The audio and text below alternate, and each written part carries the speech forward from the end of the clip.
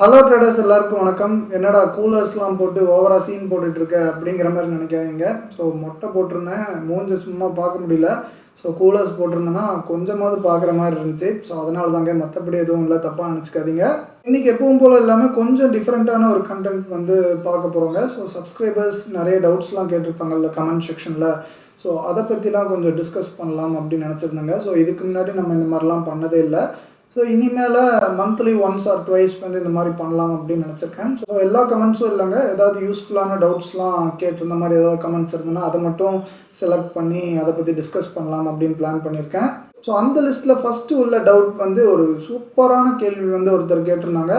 So இந்த doubt வந்து நம்மளுக்கும் பிகினிங் ஸ்டேஜில் இருந்துச்சு. ஸோ இதை பற்றி எந்த யூடியூபரும் டிஸ்கஸே பண்ணதில்லை. ஸோ நானும் நிறைய இடத்துல தேடி பார்த்தேன், எனக்கு சரியான ஆன்சர் கிடைக்கல அப்படிங்கிற மாதிரி சொல்லி கேட்டிருந்தாங்க. இந்த ஆப்ஷன் ப்ரீமியமோட மூவ்மெண்ட்ஸ்லாம் இருக்குல்ல, ஸோ அதெல்லாம் சப்ளை அண்ட் டிமாண்ட் வச்சு தானே மூவ் ஆகிட்டுருக்கு. So most of the times வந்து இந்த பையர்ஸ் அண்ட் செல்லர்ஸ் வந்து எப்படிலாம் பிட் பண்ணுறாங்க, எப்படிலாம் ஆஃபர் பண்ணுறாங்க, ஸோ அந்த சப்ளை அண்ட் டிமாண்ட் வச்சு தானங்க மூவ் ஆகிட்டுருக்கு. அப்புறம் இந்த டெல்டா அதை வச்சியும் சொல்கிறாங்க. ஸோ இந்த டெல்டா கான்செப்ட் அவங்க எல்லாருக்குமே தெரிஞ்சிருக்கும் அப்படின்னு நான் வந்து அசியூம் பண்ணிக்கிறேன். பட் ஸ்டில் ஒரு சில பிகினர்ஸ்க்கு வந்து இதை பற்றி எந்த ஒரு ஐடியாவும் இல்லாமல் இருக்கலாம். அவங்களுக்காண்டி நான் வந்து ரொம்ப ஷார்ட்டாக எக்ஸ்பிளைன் பண்ணிடுறேன். ஸோ இந்த ஆப்ஷன் ப்ரீமியம்ஸ் வந்து எப்படி மூவ் ஆகணும் அப்படிங்கிறதுக்கு ஒரு ரூல் வந்து இருக்குங்க. ஸோ அதில் டெல்டா வந்து ஒரு மேஜரான ஒரு ஃபேக்டர். ஸோ அதாவது இந்த ஏடிஎம் ப்ரீமியம்ஸ் வந்து ஒரு 50 காசு தான் மூவ் ஆகணும் அப்படிங்கிற மாதிரி ஒரு ரூல் இருக்குது. ஸோ ஏன்னா ஏடிஎம்மில் எப்போவுமே டெல்டா வந்து 0.5. ஸோ இப்போ எக்ஸாம்பிளுக்கு நிஃப்டி வந்து 25,000 இருக்குது அப்படின்னு அசியூம் பண்ணலாம். ஸோ அப்போனா 25,000 தாங்க அதுக்கு வந்து ஏடிஎம். ஸோ அப்போது நிஃப்டி ஸ்பாட் வந்து 1 பாயிண்ட் மூவ் ஆச்சுன்னா இந்த 25,000 கால் ஆப்ஷன் புட் ஆப்ஷன்லாம் ஒரு 50 காசு வந்து மூவ் ஆகுங்க. ஸோ அதாவது மேலே ஏறினா கால் ஆப்ஷன் வந்து 50 காசு வந்து ஏறும். ஸோ கீழே இறங்கினா வந்து 50 காசு வந்து புட் ஆப்ஷனில் ஏறும். ஸோ இந்த மாதிரி ஏடிஎம்மில் எல்லாமே ஒரு 50 பைஸ் தாங்க மூவ்மெண்ட் வந்து இருக்கும். ஸோ அதனால தான் நம்ம வந்து ஐடிஎம்மில் வந்து எடுக்கிறோம். ஸோ இது ஐடிஎம்லாம் இன்னும் கொஞ்சம் 80 காசு 90 காசு ₹1 வர மேக்ஸிமம் வந்து ஏறுங்க. ஸோ ஓடிஎம்மில் எப்படி இருக்கும்னு நினச்சி பாருங்கள், 40 காசு 30 காசு 20 காசுலாம் ரொம்ப கம்மியாக தான் ஏறும். ஸோ இந்த டெல்டா வச்சு தான் ஆப்ஷன் ப்ரீமியம்ஸ்லாம் எப்படி மூவ் ஆகுது அப்படின்னு ஆப்ஷன் ட்ரீக்ஸ் கான்செப்டில் அவங்க வந்து சொல்லியிருப்பாங்க. ஆனாலும் நிறைய பேர் இந்த டிமாண்ட் அண்ட் சப்ளையால் தான் மூவ் ஆகுதுன்னு தான் வீடியோஸில் வந்து பேசுவாங்க.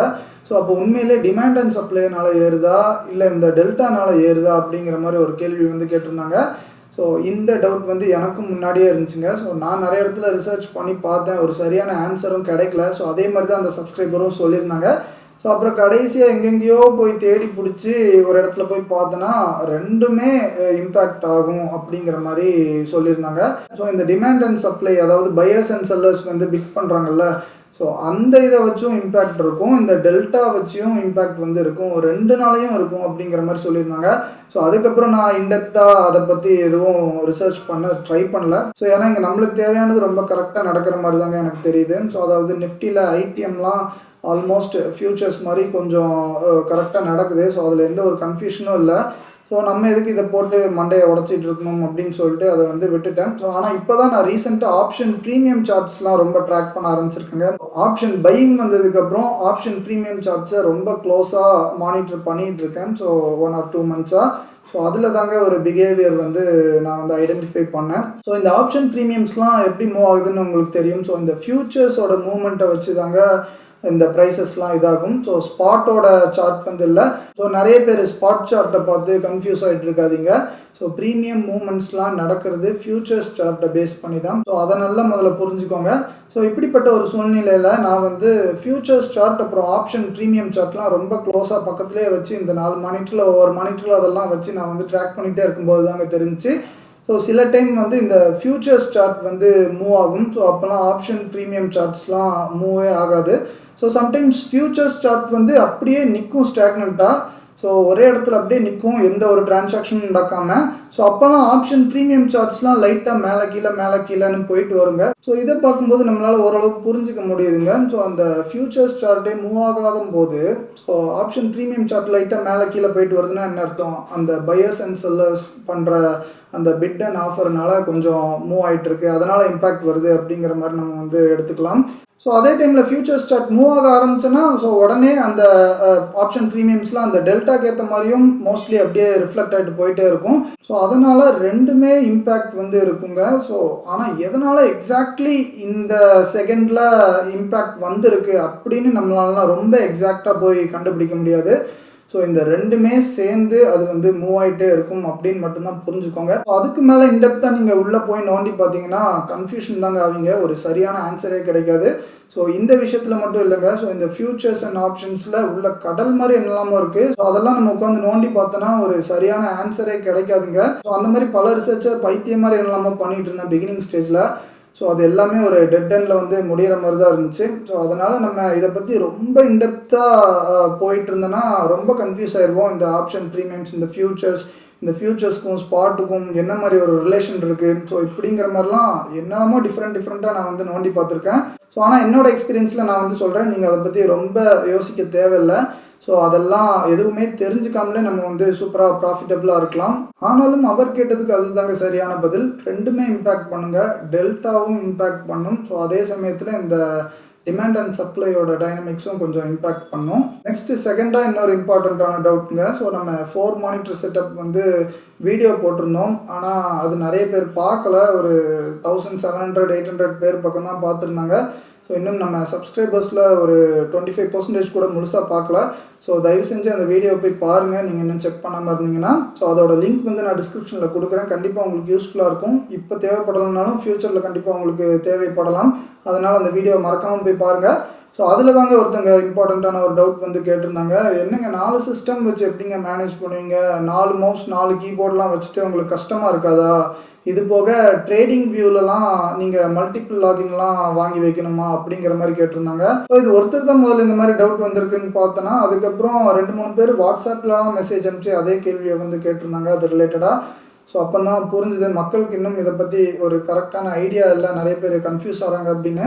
ஸோ அந்த 4 மானிட்டர் செட்டப் வந்து எல்லாமே சேர்ந்து ஒரே சிஸ்டம் தாங்க. ஸோ எல்லாத்துக்குமே ஒரே மவுஸ் தான், ஒரே கீபோர்ட் தான். ஸோ அந்த மவுஸோட கர்சர் பாயிண்ட் இருக்குல்ல, அது வந்து எல்லா இடத்துக்கும் சூப்பராக கரெக்டாக மூவ் ஆகும். அதாவது என்ன சொல்ல ட்ரை பண்ணுறோன்னா, அந்த 4 மானிட்டரும் சேர்ந்து ஒரே மானிட்டர் மாதிரி நீங்கள் இமேஜின் பண்ணிக்கோங்க.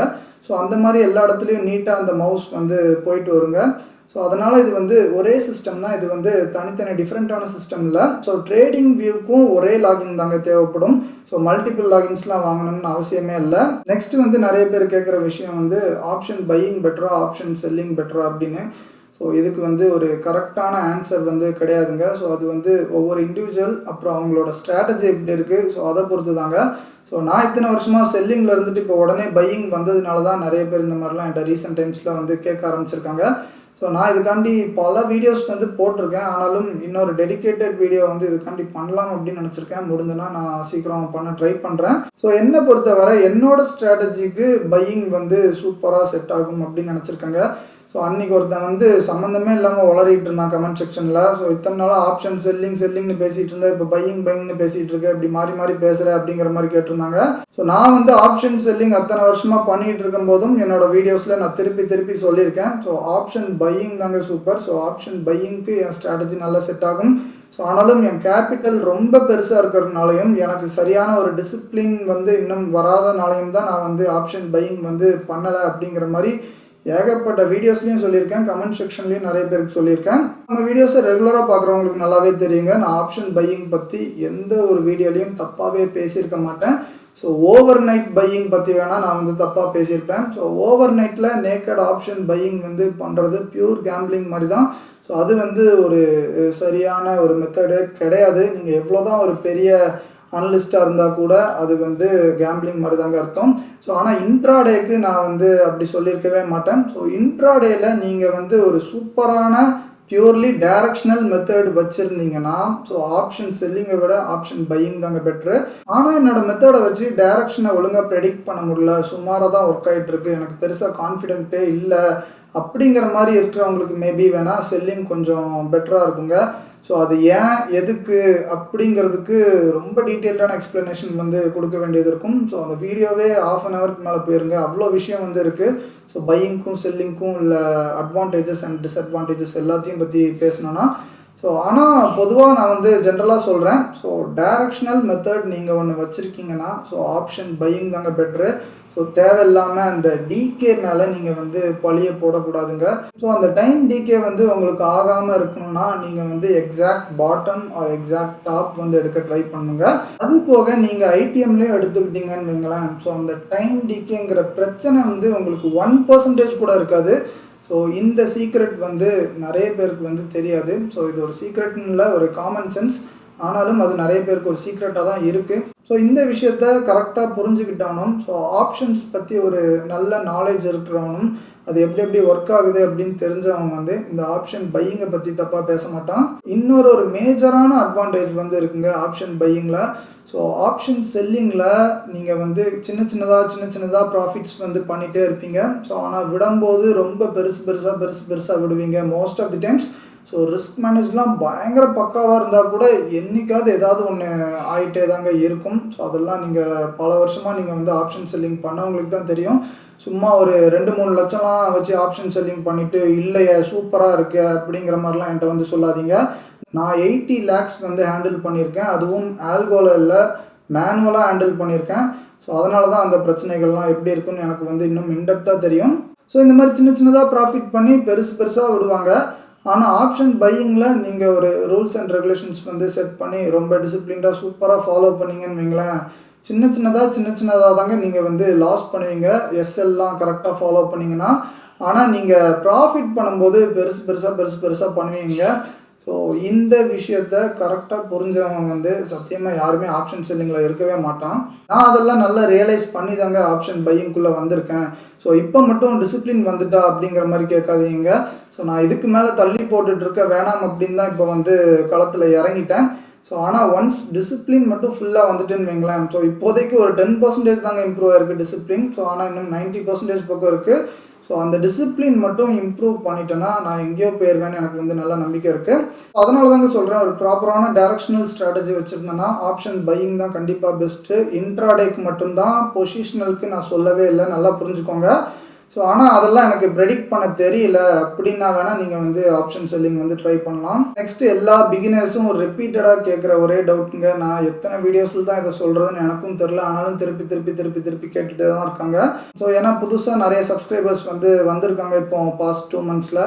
ஸோ அவங்களாம் மேபி நம்மளோட ஓல்ட் வீடியோஸ் வந்து பார்க்காம இருந்திருக்கலாம். ஸோ அதனால் அவங்களுக்காக தாங்க சொல்கிறேன். ஸோ பேசிக்ஸ்லாம் காசு கொடுத்து படிக்காதீங்க, வேஸ்ட்டு அப்படிங்கிற மாதிரி சொல்கிறீங்க. அப்போ பேசிக்ஸ்லாம் எங்கே போய்ங்க தெரிஞ்சுக்கிறது ஸோ அப்படின்னு கேட்குறாங்க திருப்பி. நம்ம என்ன குழந்தையாங்க, இதுக்காகலாம் நம்ம வந்து ஸ்பூன் ஃபீடாக பண்ணிகிட்டு இருக்க முடியும். ஸோ உங்களுக்கு உண்மையான ஒரு பேஷன் வந்து இருந்துச்சுன்னா நீங்களே அதை வந்து ஈஸியாக கண்டுபிடிச்சிருவீங்க எங்கெங்கே போய் பேசிக்ஸ்லாம் கற்றுக்கலாம் அப்படின்னு. ஆனால் இங்கே வர்ற யாருமே பேஷனில் வரல, ஒரு க்ரீடில் தான் வராங்க. ஸோ அவன் சொன்னான் இவன் சொன்னான் இங்கே பயங்கரமாக காசு பண்ணலான்னு சொல்லியிருக்காங்கங்கிற மாதிரி தான் 99% ஆஃப் த பீப்புள் வந்து வரீங்க. ஸோ அந்த மாதிரி பீப்புளுக்கு தாங்க கஷ்டமாக இருக்குது. எதை போய் படிக்கணும், பேசிக்ஸ் எதை போய் நம்ம ஃபஸ்ட்டு தேடணும் அப்படிங்கிற மாதிரி உங்களுக்கு வந்து கண்டுபிடிக்கிறதுல அவ்வளோ கஷ்டமாக இருக்குது. கஷ்டம் இல்லை, ஸோ உங்களுக்காக ஒரு இன்ட்ரெஸ்ட் வந்து வர மாட்டேங்குது. ஸோ எவனாவது ஏதாவது சொன்னான்னா நம்ம போய் அதை பார்த்துக்கலாமே, ஸோ இல்லை இது காசு கொடுத்து படிக்கலாமே ஈஸியாக இருக்கும் அப்படிங்கிற மாதிரி நினச்சிட்டு இருக்கீங்க. ஸோ உங்ககிட்ட நிறைய காசு இருந்துச்சுன்னா அந்த மாதிரி பண்ணுங்கள், எந்த ஒரு தப்பும் இல்லை. ஸோ ஆனால் காசுலாம் இல்லை, பேசிக்ஸ்லாம் செலவு பண்ண மனசும் இல்லை அப்படின்னு நினைக்கிறவங்க வந்து ஈஸியாக யூடியூப்பில் அண்ட் கூகுள்லேயே நீங்கள் வந்து நிறைய படிக்கலாம். நான் பல வீடியோஸில் சொன்னது தாங்க இப்போவும் சொல்கிறேன், நான் மட்டும் சொல்லலை, நிறைய பெரிய ஆளுங்களாம் சொல்லியிருக்காங்க. ஸோ இந்த ஷேர் மார்க்கெட்டோட பேசிக்ஸ் அப்புறம் ஆப்ஷன்ஸோட பேசிக்ஸ் இது எல்லாத்தையுமே கற்றுக்கிறதுக்கு ஒரு சூப்பரான சோர்ஸ் வந்து ஜீரோதா வார்சிட்டி தான். ஸோ முன்னாடி ரீட் பண்ணுற மாதிரி மட்டும்தாங்க இருந்துச்சு. இப்போ எல்லாத்துக்குமே வீடியோஸும் போட்டிருக்காங்க அவங்க யூடியூப் பேஜில். ஸோ அதை பற்றி என்ன டவுட்ஸ் இருந்தாலும் எனக்கு வந்து பர்சனலாக பிங் பண்ணுங்கள், நான் வந்து ஹெல்ப் பண்ணுறேன், இதெல்லாம் நீங்கள் படிக்கலாம் அப்படின்னு. இப்போ வரைக்கும் ஏகப்பட்ட பேர் ரிப்பீட்டடாக கேட்டுட்டு தாங்க இருக்காங்க. ஸோ பிகினர்ஸ்க்கு ஒரு கோர்ஸ் வைங்கன்னு. ஸோ அதுக்கு வந்து எனக்கு இன்னும் மனசும் வரல, எனக்கு டைமும் கிடைக்கலங்க. அதான் நான் முன்னாடியே மென்ஷன் பண்ணியிருந்தேன், கொஞ்சம் லேட் ஆகும், ஸோ இல்லை வராமல் கூட போகலாம் அப்படின்னு. அதுக்காக வெயிட் பண்ணி டைமும் மணியும் வேஸ்ட் பண்ணுறதுக்கு பதிலாக நீங்கள் வந்து இந்த ஜீரோதா வார்சிட்டி போய் செக் பண்ணலாங்க. ஸோ அதில் என்ன டவுட்ஸ் இருந்தாலும் எனக்கு எனி டைம் கால் பண்ணுங்கன்னு தான் சொல்லியிருக்கேன். அதுக்காக நீங்கள் ஸ்டூடெண்ட்டாக இருக்கணும்லாம் அவசியம் இல்லைன்னு சொல்லிட்டேன். ஸோ ஆனாலும் நான் படிச்சுட்டு வரேன் அப்படிங்கிற மாதிரி மட்டும்தான் சொல்லுவாங்க. ஸோ ஆனால் யாருமே டவுட்ஸே கேட்க மாட்டாங்க. ஸோ அதுலேயே தெரியுது யாருமே அதை வந்து போய் செக் பண்ணுறதில்ல அப்படின்னு. ஸோ நீங்கள் பேசிக்ஸ்லாம் லேர்ன் பண்ணிவிட்டு அதுக்கப்புறம் அட்வான்ஸ்ட் கோர்ஸ் ஜாயின் பண்ணா வேணால் கண்டிப்பாக நம்மளை காண்டாக்ட் பண்ணுங்கள். ஸோ ஸோ நம்மளதுல பேசிக்ஸ்க்கெலாம் எந்த வீடியோஸும் இருக்காது. பட் ஸ்டில் பேசிக்ஸ்க்காக உங்களுக்கு என்ன டவுட்ஸ் வந்தாலும் நான் வந்து கிளாரிஃபை பண்ணுவேன். ஆனால் அதுக்கான டெடிகேட்டட் வீடியோஸ் தாங்க இருக்காது. ஸோ அதனால் நீங்கள் வந்து பேசிக்ஸ் தெரியும்னா மட்டும் நம்மளை வந்து காண்டாக்ட் பண்ணுங்கள். நம்மளோட கோர்ஸில் நீங்கள் இன்ட்ரெஸ்டடாக இருக்கீங்கன்னா. நெக்ஸ்ட் ஒருத்தர் கேட்டிருந்தாங்க, கொஞ்சம் ஃபன்னியாகவும் இருந்துச்சு. ஸோ ரொம்ப யோசிக்க வேண்டிய விஷயமாகவும் இருந்துச்சு. ஸோ ஏன்னா நிறைய பேர் இப்படி சொல்லிட்டு தெரிஞ்சிட்டு இருக்கானுங்க. ஸோ அதனால தான் இந்த மாதிரிலாம் டவுட்ஸ்லாம் கேட்குறாங்க. ஸோ ட்ரேடிங் பிஸ்னஸ் பண்ணுறதுக்கு நான் ஜாதகத்தை பார்க்கணுமா, என்னோட ஜாதகத்தில் நீ நல்லா ட்ரேடிங் பண்ணுவ அப்படின்னு இருந்தால் மட்டும்தான் இங்கே வரணுமா, ஸோ இல்லாட்டி வரவே கூடாதா, ஸோ அதனால தான் நிறைய பேர் லாஸ் பண்ணுறாங்களாங்கிற மாதிரிலாம் ஒருத்தர் வந்து இன்னைக்கு கேட்டிருந்தாரு. ஸோ ரொம்ப ஒரு நல்ல டவுட் தாங்க. ஸோ நான் வந்து தப்பாலாம் எதுவுமே சொல்லலை. ஸோ ஏன்னா இதுக்காண்டியே நிறைய யூடியூப் சேனல்ஸ்லாம் இப்போ ஸ்டார்ட் பண்ணிட்டாங்க. ஸோ ஷேர் மார்க்கெட்டையே ஆஸ்ட்ராலஜி வச்சு கணிக்கிற மாதிரிலாம் ஒரு கேங் வந்து தெரிஞ்சிட்ருக்கு. ஸோ அது தனி ரகம். அதை பற்றி நான் இப்போ பேசவே இல்லை. அதை பற்றி பேசினா இன்னும் பயங்கர டென்ஷன் ஆயிரும். ஸோ ஆனால் இவங்க கேட்டது வந்து நம்மளோட ஜாதகத்தில் ட்ரேடிங் இவன் நல்லா பண்ணுவானான்னு பார்த்துட்டு இறங்கணுமான்னு அந்த மாதிரி ஒரு டவுட் வந்து கேட்டிருந்தாங்க. ரெண்டுத்துக்கும் ஒரு பெரிய டிஃப்ரென்ஸ் வந்து இருக்குது. ஸோ எனக்கு வந்து இந்த சாமி நம்பிக்கைலாம் முன்னாடி பயங்கரமாக இருந்துச்சுங்க. ஆனால் இப்போ 1 or 2 இயர்ஸாக சுத்தமாக இல்லை. கொஞ்சம் கொஞ்சமாக கம்மியாகி பயங்கர சுத்தமாக போயிடுச்சு. 0% கூட நான் வந்து சொல்ல மாட்டேங்க, மைனஸில் போய்கிட்டு இருக்கு. ஸோ அந்தளவுக்கு சாமி நம்பிக்கை இல்லாமல் போயிடுச்சு. அப்படி இருந்தாலுமே இந்த ஆஸ்ட்ராலஜி மேலே எனக்கு ஒரு சின்ன நம்பிக்கை வந்து இருக்குங்க. ஏன்னா ஒரு சில பர்சனல் எக்ஸ்பீரியன்ஸ்னால நான் வந்து சொல்கிறேங்க. ஸோ அதில் ஏதோ ஒரு விஷயம் இருக்குது அப்படின்னு தாங்க நான் வந்து நம்புகிறேன். ஆனால் அதையும் நான் 100%லாம் நம்ப மாட்டேன். ஒரு சில பேருக்கு உண்மையாகவே அந்த ப்ரெடிக்ட் பண்ணுற தன்மை வந்து கொஞ்சம் இருக்குது. அவங்க யாராலையும் சொல்ல முடியாத விஷயத்தெலாம் சிலது வந்து சொல்லியிருக்காங்க. ஸோ அந்த மாதிரி நான்லாம் நிறைய பார்த்ததுனால இதில் கண்டிப்பாக ஏதோ ஒன்று இருக்குது அப்படிங்கிறது மட்டும்தாங்க என்னோடய நம்பிக்கை. ஒரு 5% தாங்க நம்புவேன். ஸோ அதுலேயும் நிறைய ஸ்கேமர்ஸ் தான் இருக்காங்க. ரொம்ப ரேராக ஒரு சில பேர் வந்து ஜெனுவினான பீப்புள் வந்து இருக்காங்க. ஸோ அவங்க ஜெனுவினாக இருந்துட்டால் கூட அவங்க பண்ணுற ப்ரெடிக்ஷன் எல்லாமே கரெக்டாக இருக்கும்லாம் அர்த்தம் இல்லைங்க. ஒரு 5 to 10% தாங்க அவங்களோட ப்ரெடிக்ஷன் வந்து ஒர்க் ஆகிறதுக்கு சான்சஸ் இருக்குது. அதனால் ஜெனுவினாக இருக்கிற பீப்புளும் ரொம்ப கம்மி. அவங்களோட ப்ரெடிக்ஷனும் இன்னும் ரொம்ப கம்மியான சக்ஸஸ் ரேட் தான் இருக்குது அப்படின்னு சொல்கிறேன். ஜென்ரலாக உங்கள் லைஃப்பில் ஓவராலாக நல்லது கெட்டதுலாம் எப்படிலாம் வருதுன்னு வேணால் லைட்டாக ப்ரெடிக்ட் பண்ண ட்ரை பண்ணலாங்க. பட் இந்த ட்ரேடிங் பிஸ்னஸ்க்காக மட்டும் உங்களோட ஜாதகம் வந்து எப்படி இருக்குது அப்படின்லாம் ஒருத்தரால் பார்த்து சொல்ல முடியும்னா அதெல்லாம் நீங்கள் நம்பாதீங்க. ஸோ ஏன்னா இது வந்து முழுக்க ஹார்ட் ஒர்க், அப்புறம் எஃபோர்ட், அப்புறம் எந்த அளவுக்கு பேஷனாக இருக்கும். ஸோ அதை வச்சு தாங்க நம்மளோட சக்ஸஸ் வந்து இருக்குது. ஸோ ஏதோ லட்சம் கோடி கிலோமீட்டர்ஸில் தள்ளி இருக்கிற ஸ்டார்ஸ் வந்து டிசைட் பண்ணுறது இல்லைங்க நம்மளோட சக்ஸஸை. ஸோ அதை வந்து நல்லா புரிஞ்சுக்கோங்க. ஸோ அதனால் இந்த மாதிரி வீடியோஸ்லாம் பார்த்து நீங்களாம் தயவு செஞ்சு மிஸ்லீட் ஆகிடாதீங்க. ஸோ அந்த மாதிரி ஆளுங்களை லட்சக்கணக்கில் ஃபாலோ பண்ணிகிட்டு இருப்பாங்க. 1000கணக்கில் கமெண்ட்ஸ்லாம் வர்றதை மேபி நீங்கள் பார்த்துருக்கலாம். ஸோ அதனால் நீங்கள் வந்து நிறைய பேர் நம்புகிறாங்களே, ஸோ அப்போ இது வந்து கரெக்டாக தான் இருக்கும் அப்படின்னு மட்டும் நினைக்காதீங்க. ஸோ நிறைய பேர் ஒரு தப்பான விஷயத்த ஃபாலோ பண்ணிகிட்டு இருக்காங்கங்கிறதுனால அது வந்து ரைட் ஆகிடாதுங்க. ஸோ இதை மட்டும் நீங்கள் வந்து மண்டையில் ஏற்றிக்கோங்க. ஸோ அவ்வளோதாங்க என்னால் சொல்ல முடியும். நெக்ஸ்ட்டு லாஸ்ட் அண்ட் பயங்கர இம்பார்ட்டண்ட்டான ஒரு டிஸ்கஷனுங்க. ஸோ இந்த விஷயத்தையும் நிறைய பேர் ரொம்ப பிளைண்டாக நம்பிட்டு இருக்காங்க. ஸோ என்னோடய ஸ்டூடெண்ட்ஸே ஒரு சில பேர்லாம் நம்பிட்டு தான் இருக்காங்க. ஸோ நான் பல டைம் சொல்லுவேன், ஸோ அந்த மாதிரிலாம் நடக்காது, ஸோ நம்பாதீங்க அப்படின்னு. பட் ஸ்டில் நிறைய பேர் வந்து அதை நம்ப தான் செய்வாங்க. ஸோ ஏன்னா மெஜாரிட்டி ஆஃப் த பீப்புள் வந்து அந்த மாதிரி விஷயத்தெலாம் நம்பும்போது எல்லாமே கரெக்டு தான் அப்படிங்கிற மாதிரி தான் நினைக்க தோணும். ஸோ இதுக்கு முந்தின பாயிண்டில் நம்ம டிஸ்கஸ் பண்ண மாதிரி தான். ஸோ அது என்ன விஷயம் அப்படின்னா, பாஸ்ட் இயரில் ஏதாவது ஒரு பெரிய ரெட் கேண்டிலோ இல்லை ஒரு பெரிய க்ரீன் கேண்டிலோ ஒரு சர்டைன் டேட்டில் வந்து ஃபார்ம் ஆயிருந்துச்சுன்னா, ஸோ அந்த மாதிரி ஒரு 2-3 வருஷம் ஃபார்ம் ஆயிருந்துச்சின்னு வைங்களேன். ஸோ இந்த வருஷமும் அப்படி தான் இருக்க போகுது அப்படிங்கிற மாதிரி நம்புகிறாங்க நிறைய பேர். ஸோ கேட்டால் ஹிஸ்ட்ரி ரிப்பீட்ஸ் அப்படிங்கிற மாதிரி சொல்கிறாங்க. ஸோ ஹிஸ்ட்ரி ரிப்பீட்ஸ் அப்படிங்கிற அந்த வார்த்தைக்கு ஒரு உண்மையான அர்த்தமே வேறுங்க. ஆனால் இவங்க எல்லாருமே இதை வந்து வேறு மாதிரி புரிஞ்சுக்கிட்டாங்க. ஸோ அந்த மாதிரி போன வருஷம் எப்படி இருந்துச்சோ அதே மாதிரி தான் இந்த வருஷமும் ரெட் கேண்டிலோ க்ரீன் கேண்டிலோ அந்த டேட்டில் ஃபார்ம் ஆகிற மாதிரி இருந்துச்சுன்னா இங்கே ஏங்க 95% ஆஃப் த பீப்புள் வந்து லாஸ் பண்ணிகிட்டு இருக்காங்க. எல்லாருமே ஜாலியாக ப்ராஃபிட் சைடில் தான் இருப்பாங்க. ஸோ அதை வந்து நீங்கள் முதல்ல யோசிச்சு பாருங்கள். ஸோ இது எல்லாமே கோஇன்சிடென்ஸ் தாங்க. ஸோ ஒரு வருஷத்துக்கு மட்டும் இல்லை, 3-4 வருஷம்லாம் கண்டினியூஸாக அப்படி நடந்திருக்கு அப்படின்னா, ஸோ அப்போ அதுக்கு முன்னாடி உள்ள 30-40 வருஷம்லாம் ஏங்க அந்த கேண்டில் வந்து ஃபார்ம் ஆகலை, அதையும் நீங்கள் யாருமே யோசிச்சு பார்க்க மாட்டேங்கிறீங்க. மார்க்கெட்டை பற்றின ரியாலிட்டியை நான் எத்தனையோ வீடியோஸில் வந்து சொல்லியிருக்கேன் 2-3 வருஷமாக. ஸோ நான் சொன்னதை விட இன்னும் ஒரு 10-20 மடங்கு வந்து நம்ம மார்க் டவுக்லாஸ் வந்து அவங்களோட புக்கில் வந்து எக்ஸ்பிளைன் பண்ணியிருப்பாங்க. ஸோ நான் 2 வீக்ஸ் பேக் வந்து அந்த புக்கை பற்றியும் ஒரு வீடியோ வந்து போட்டிருந்தேன். அந்த வீடியோ பார்க்காதவங்க தயவு செஞ்சு போய் பாருங்கள். அதுக்கும் நான் லிங்க் வந்து டிஸ்கிரிப்ஷனில் கொடுக்குறேன். ஸோ அதில் சில பாயிண்ட்ஸ் மட்டும் நான் மென்ஷன் பண்ணி ஒரு வீடியோ போட்டிருந்தேன். தயவு செஞ்சு மறக்காமல் போய் செக் பண்ணுங்கள். அதுலேயே அவர் சொல்கிற ஒரு முக்கியமான விஷயம் வந்து அடுத்த செகண்ட் என்ன ஆக போகுதுன்னு நீ வந்து யோசிக்கவே யோசிக்காத. அது உன்னால் அவ்வளோ கரெக்டாக சொல்லவே முடியாது. என்ன வேணாலும் நடக்கலாம் இந்த மார்க்கெட்டில். எனி டைம் எவன் வேணாலும் எந்த மூலையிலேருந்து வேணாலும் பை ஆர்டரோ செல் ஆர்டரோ ப்ராஃபிட் புக் பண்ணுறதுக்கோ இந்த மாதிரி எதுக்கு வேணாலும் உள்ளே வந்துகிட்டே இருப்பான். ஸோ இதனால் இப்படி தான் நடக்க போகுது நெக்ஸ்ட்டு அப்படிங்கிற மாதிரி ப்ரெடிக்ட் பண்ணாத. நம்ம ஒரு செகண்டுக்கே அவங்க வந்து சொல்கிறாங்க. ஸோ ஆனால் அடுத்த வருஷத்துக்கே இவங்கெல்லாம் போயிட்டாங்க. ஸோ இந்த வருஷம் எப்படி இருக்குன்னா அடுத்த வருஷம் இப்படி தான் இருக்க போகுதுன்னு. ஸோ அந்த மாதிரிலாம் நடக்கவே நடக்காதுங்க. ஸோ இதெல்லாம் 200% கோஇன்சிடென்ஸ் தான். ஏன்னா ட்விட்டரில் பெரிய ஆளுங்களும் இந்த மாதிரிலாம் ட்வீட்ஸ் போட்டுட்டு இருக்கானுங்க. ஸோ அதனால தாங்க நிறைய பேர் நம்பிட்டு வந்து கேட்குறாங்க நம்மக்கிட்டேயும்.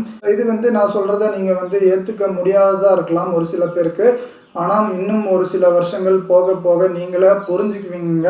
அந்த மாதிரி தான் உண்மையிலே நடக்கு. நீ சொல்கிறதெல்லாம் தப்புன்னு நீங்கள் நினச்சிங்கன்னா ஒரு 1000 குவான்டிட்டி 2000 குவான்டிட்டி ஜாலியாக போட வேண்டியதானே. லட்சக்கணக்கில் கோடிக்கணக்கில் ப்ராஃபிட் பண்ணலாம். பட் ஏன் பண்ண மாட்டேங்கிறீங்க? ஸோ அதையும் நீங்கள் வந்து யோசிச்சு பாருங்கள். ஸோ அதனால் இந்த மாதிரி விஷயத்தெல்லாம் முடிஞ்ச அளவுக்கு நம்பாமல் இருங்க. ஸோ இந்த மாதிரி விஷயத்தெல்லாம் முதல்ல பரப்பி விட்டது நம்ம பிஆர் சுந்தர் சார் தான். ஸோ நான் அந்த காலத்தில் அவங்க வீடியோஸ்லாம் பார்ப்பேன். ஸோ இப்போலாம் யாரையுமே பார்க்குறதில்ல. ஸோ ஆனால் அப்போ பார்க்கும்போது சொல்லுவாங்க லாஸ்ட் இயரில் இந்த மாதிரி ஒரு கேண்டில் ஃபார்ம் ஆச்சு. ஸோ அதனால் இந்த வருஷமும் இப்படி தான் இருக்கும் மோஸ்ட்லி அப்படிங்கிற மாதிரி அவங்க ஒவ்வொரு வீக்குக்கும் மந்த்துக்கும் ஸோ அதெல்லாம் அதை வச்சு சொல்லிகிட்டு இருப்பாங்க.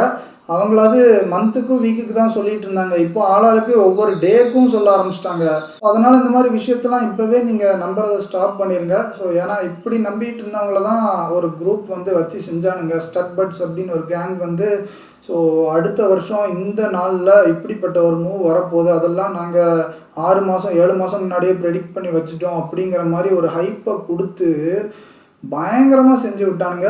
பெரிய லெவலில் ஒரு ஸ்கேம் வந்து பண்ணியிருந்தாங்க. ஸோ அந்த வீடியோ வந்து நீங்கள் பார்க்கலனாலும் தயவு செஞ்சு போய் பாருங்கள். ஸோ அதுக்கும் நான் வந்து லிங்க் வந்து டிஸ்கிரிப்ஷனில் கொடுக்குறேன். ஸோ இப்படி தாங்க பல பேர் இதனால் ஸ்கேம் தாங்க இருக்காங்க. இந்த மாதிரி ரூமர்ஸ்னால பெனிஃபிட் ஆனவங்களாம் நான் ஒருத்தரையுமே பார்த்ததில்ல. ஸோ அதனால் நீங்கள் எந்த சைடு இருக்கணும்னு நீங்களே முடிவு பண்ணிக்கோங்க. ஸோ கடைசியாக ஒரு கமெண்ட் வந்து இருக்குங்க. ஸோ இது வந்து டவுட் இல்லை, ஆனால் best comment of the month அப்படிங்கிற மாதிரி நான் வந்து சூஸ் பண்ணியிருக்கேன் இவர் அனுப்பிச்ச கமெண்ட்டை. ஸோ அதை வந்து என்னென்னு பார்த்தீங்கன்னா லாஸ்ட் வீக் வந்து ஒரு வீடியோ போட்டிருந்தேன். ஸோ கோர்ஸ் செல்லர்ஸ் எல்லாருமே ஸ்கேமர்ஸா அப்படிங்கிற மாதிரி ஒரு வீடியோவில் டிஸ்கஸ் பண்ணியிருப்பேன் சில பல இம்பார்ட்டண்ட்டான பாயிண்ட்ஸ்லாம். ஸோ அந்த வீடியோட லிங்க்கும் நான் டிஸ்கிரிப்ஷனில் கொடுக்குறேன். தயவு செஞ்சு போய் செக் பண்ணிக்கோங்க. ஸோ அதில் ஒரு சில பேர்லாம் அகென்ஸ்டாக பேசியிருந்தாங்க. ஸோ பிஎன்எல் காட்டலன்னா என்ன அவன் ஜெனுவின் இல்லையா? ஸோ இப்படிலாம் நீங்கள் சொல்லாதீங்க அப்படிங்கிற மாதிரிலாம் ஓவராக ஆர்கியூ பண்ணிட்டு இருந்தாங்க. அதை பார்த்துட்டு தாங்க ஒருத்தர் வந்து கமெண்ட் பண்ணியிருந்தாங்க, ப்ரோ இதுக்கு மேலேயும் எவனுக்கும் இந்த பிஎன்எல்லோட இம்பார்ட்டன்ஸ் வந்து புரியலைன்னா இந்த கொஸ்டினை மட்டும் கேளுங்க அப்படிங்கிற மாதிரி சொல்லி, நீங்கள் வந்து இப்போ ஒரு மெடிக்கல் சர்ஜரி வந்து பண்ண போகிறீங்க. ஸோ 2 டாக்டர் வந்து வரான். ஒரு டாக்டர் கிட்ட ப்ராப்பரான ட்ராக் ரெக்கார்ட்லாம் இருக்குது. ஸோ இன்னொரு டாக்டர்கிட்ட எந்த ரெக்கார்டுமே இல்லை. ஸோ அவன்லாம் சர்ஜரி பண்ணியிருக்கானா இல்லையானே நம்மளுக்கு வந்து தெரியாது. ஸோ அந்த மாதிரி ஒரு டாக்டர் வந்து வரான். ஸோ நீங்கள் யார்கிட்ட போய் சர்ஜரி பண்ணுவீங்க அப்படிங்கிற கேள்வியை மட்டும் கேளுங்க அப்படிங்கிற மாதிரி சொல்லியிருந்தாங்க. ஸோ ரொம்ப ஒரு அருமையான எக்ஸ்ப்ளனேஷன் தான். ஸோ இந்த மாதிரி அந்த பிஎன்எல் காட்டாத ஸ்கேமர்ஸ் அப்புறம் யூடியூபர்ஸ் அவங்களுக்குலாம் ஜால்ரா அடிச்சுட்டு வரீங்கல்ல, ஸோ அவங்களுக்காண்டி தாங்க இப்போ ஒரு கேள்வி வந்து கேட்குறேன். ஸோ இவர் கேட்டிருந்த இந்த கேள்விக்கு நீங்கள் வந்து பதில் சொல்லுங்கள். எந்த டாக்டர்கிட்ட போய் நீங்கள் வந்து சர்ஜரி பண்ணுவீங்க அப்படின்னு. ஸோ அதுக்கு வந்து நீங்கள் கமெண்ட் பண்ணால் நல்லாயிருக்கும். ஸோ சம்மந்தமே இல்லாமல் ஏதாவது ஹேட் கமெண்ட்ஸ் வந்து பண்ணிகிட்டு இருக்காதீங்க. இவர் கேட்டு இந்த கேள்விக்கு மட்டும் பதில் சொல்லுங்கள். நம்ம இப்போ பல இம்பார்ட்டண்ட்டான பாயிண்ட்ஸ்லாம் டிஸ்கஸ் பண்ணியிருப்போம். ஸோ இதில் உங்களுக்கு ஒரு சில பாயிண்ட்ஸ் ஏற்றுக்கக்கூடியதாக இருக்கும், சில பாயிண்ட்ஸ்லாம் ஏற்றுக்க முடியாததாக இருக்கும். ஸோ அந்த மாதிரி உங்களால் ஏற்றுக்க முடியல, நான் சொன்னது தப்பு அப்படிங்கிற மாதிரி ஏதாவது ஒரு பாயிண்ட்டில் வந்து நீங்கள் ஃபீல் பண்ணிங்கன்னா ஸோ உங்களோட கருத்தை வந்து நீங்கள் ஷேர் பண்ணலாம். ஏன்னா அப்போ தாங்க புரியும் மக்களோட மென்டாலிட்டி எல்லாம் எப்படி டிஃப்ரெண்ட்டாக இருக்குன்னு. ஸோ அதனால் நீங்கள் என்ன கருத்து இருந்தாலும் நீங்கள் வந்து ஷேர் பண்ணுங்கள். ஸோ எல்லாருக்குமே ரொம்ப யூஸ்ஃபுல்லாக இருக்கும். இந்த மாதிரி அப்பப்போ 2-3 வீக்ஸ் ஒன்ஸ்க்கு ஒரு வீடியோ வந்து கிரியேட் பண்ணணும்னு நீங்கள் நினச்சிங்கன்னா ஸோ இந்த மாதிரி யூஸ்ஃபுல்லான டவுட்ஸ்லாம் நீங்கள் ஏதாவது கமெண்ட் செக்ஷனில் கேட்டால் தாங்க எனக்கு வந்து தெரிய வரும். ஸோ அதனால் எந்த அளவுக்கு ஒர்த்தான கமெண்ட்ஸ் வந்து வருதோன்னு செக் பண்ணிவிட்டு நான் வந்து ஒரு 5-6 கமெண்ட் வந்து நல்லா இருந்துச்சுன்னா எல்லாத்தையும் சேர்த்து நான் ஒரு வீடியோவை போட ட்ரை பண்ணுறேன். இந்த மாதிரி இன்னொரு நல்ல வீடியோவில் சந்திக்கலாம். நன்றி.